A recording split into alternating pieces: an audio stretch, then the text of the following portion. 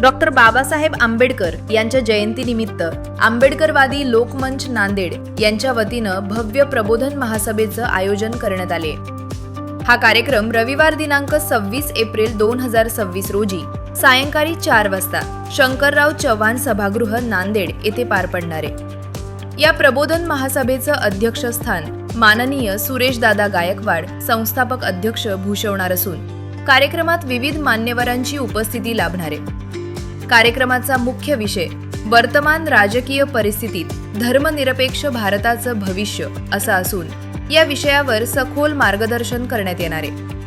प्रमुख वक्ते म्हणून माननीय अशोक वानखेडे मुंबई, ॲडव्होकेट जयमंगल धनराज आणि माननीय दिवाकर शेजवळ हे उपस्थित राहून मार्गदर्शन करणार आहेत। तसेच कार्यक्रमात प्रमुख उपस्थिती म्हणून खासदार रवींद्र चव्हाण आणि आमदार प्रतापराव पाटील चिखलीकर यांची उपस्थिती राहणार आहे।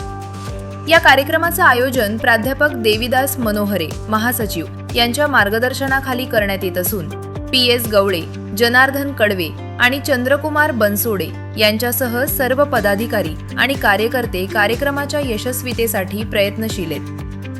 डॉक्टर बाबासाहेब आंबेडकर यांच्या विचारांचा प्रसार आणि संविधानिक मूल्यांची जपणूक करण्याच्या उद्देशानं आयोजित या प्रबोधन महासभेत नागरिकांनी मोठ्या संख्येनं सहभागी व्हावे असं आवाहन आयोजकांकडून करण्यात आले।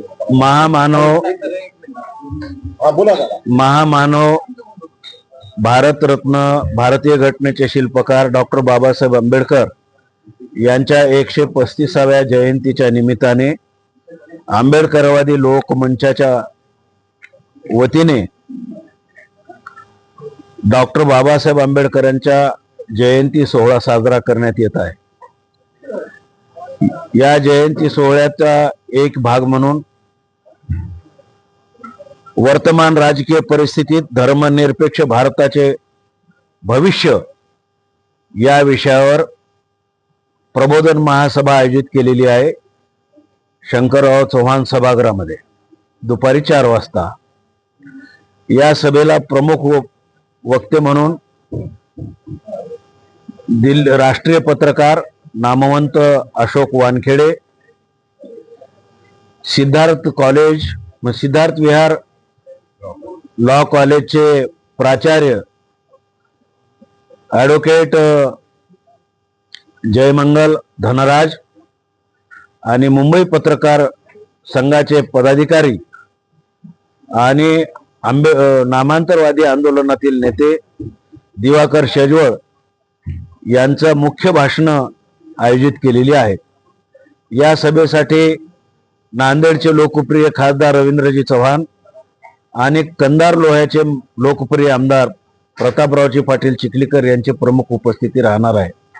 मी आपल्या माध्यमातून सर्व जनतेला विनंती करतो, या कार्यक्रमास आपण हजारोच्या संख्येने उपस्थित राहावं आणि वर्तमान परिस्थितीमध्ये धर्मनिरपेक्ष भारताचं काय भवितव्य असेल यावर वक्त्यांचे जे विचार आहेत ते विचार ऐकून यापुढे आम्हाला सहकार्य करावं अशी मी विनंती करतो।